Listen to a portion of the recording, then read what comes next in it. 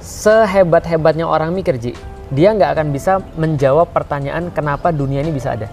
Sehebat-hebatnya dia, sekeren-kerennya teori dia, tapi kejadian dunia ini terlalu rumit untuk bisa dijelaskan oleh manusia.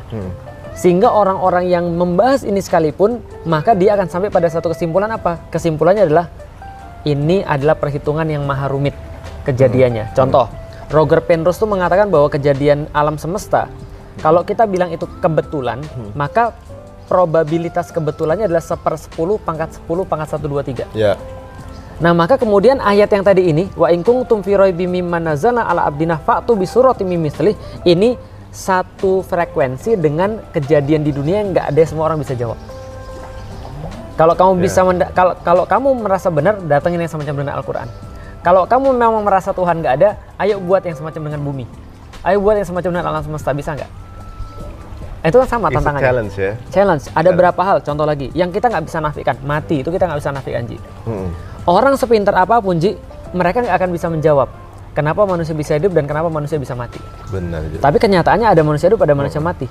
Saya pernah ditanya sama teman saya. It's a fact yang nggak bisa berubah. Nggak bisa berubah. Tapi nggak bisa dijelaskan secara akal. Contoh, saya pernah ditanya sama teman saya, Lik, kenapa ada manusia hidup, kenapa ada manusia mati? Ahli biologi dong, Olimpiade biologi. Oh gitu? Iya, dulu. Tapi nggak lulus. Nggak menang level kecamatan. Tapi karena saya udah belajar biologi, saya bisa jawab. Jawaban saya adalah karena mereka punya jantung. Jantung itu berdetak untuk mengalirkan seluruh darah ke dalam tubuh manusia. Kenapa jantung bisa berdetak? Saya jelasin. Kenapa ini bisa berjalan? Saya jelasin. Sistem organ saya jelasin, jaringan saya jelasin, sel saya jelasin. Kenapa manusia bisa bergerak seperti sekarang?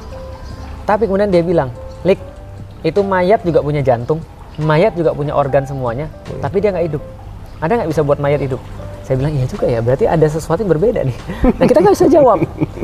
Ada orang yang nanya lagi, kalau gitu kita punya teori bahwa manusia punya soul, punya jiwa.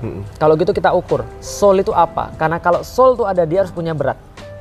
Karena kata orang fisika, Ji, setiap yang punya volume itu punya massa. Setiap yang punya massa pasti punya volume. Kalau dia menempati ruang, pasti dia punya berat. Ada volumenya, ada beratnya. Maka kita ukur berapa jiwa itu beratnya berapa. Mereka nimbang orang sakaratul maut, Ji. Dan setelah mati udah hilang nih, teorinya harusnya ada yang berkurang berat badannya. Karena ada roh yang keluar, kayak film Ghost gitu, Ji. Iya, benar. Ternyata nggak ada, Ji. Jadi apa yang menghuni manusia sehingga manusia bisa hidup? Kita nggak tahu. Ini semua dijelaskan sama yang tadi. Kalau kamu bisa mendatangkan semacam dengan Al-Quran, kamu benar. Kalau kamu bisa ngidupin orang mati, kamu benar. Kalau kamu bisa menjawab teka-teki dunia yang nggak bisa kita bahas tadi, maka kamu benar. Tapi ada nggak bisa jelasin? Nggak ada. Nggak ada. Ya kalau yang saya tahu mah, sejauh ini teori yang paling dekat dengan kemungkinan itu kan baru ditemukan abad 19 ya, Stephen Hawking ya. Stephen Hawking sebenarnya kan katanya? Ya, tentang gravitasi. Tentang ini, apa namanya? Big Bang. Big Bang. Dia bahas bahwa Big Bang itu bisa jadi seperti sekarang karena gravitasi. Ujung-ujungnya dalam bukunya itu. Tapi gravitasi juga gravitasi yang mana? Dan gravitasi itu adanya dari mana? Itu kan perlu dipertanyakan lagi. Iya. Kalau misalnya gravitasi dikatakan kekal, nggak mungkin. Karena sebelum di dunia ini, bahkan sebelum gravitasi harus ada time, harus ada waktu. Nah, jalannya waktu itu siapa yang ngatur juga? Bingung semua jadinya.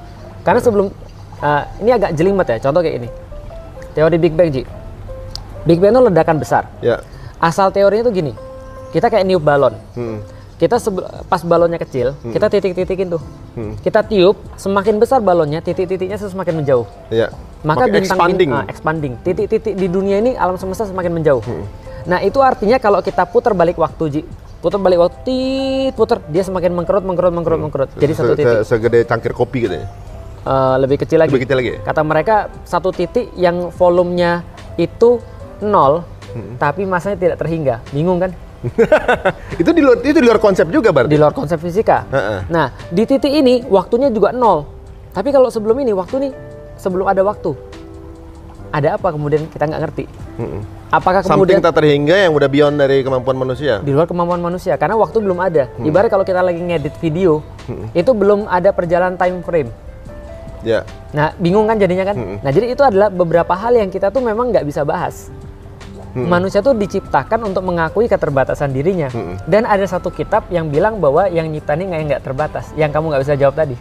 Itu semua yang dia ciptain. Iya, ada yang klaim. Nah kalau kamu ragu, kamu datangin yang semacamnya. Kalau kamu ragu, kamu hidupin manusia. Iya. Waduh, benar juga. Ya memang harus dengan pemikiran dan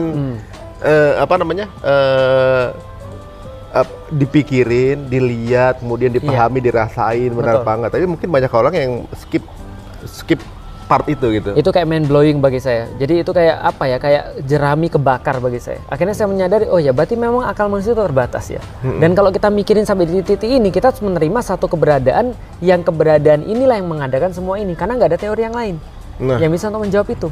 Karena satu-satunya teori adalah ada makhluk, kalau kata orang luar, ada makhluk di luar ruang dan waktu yang mengadakan ruang dan waktu.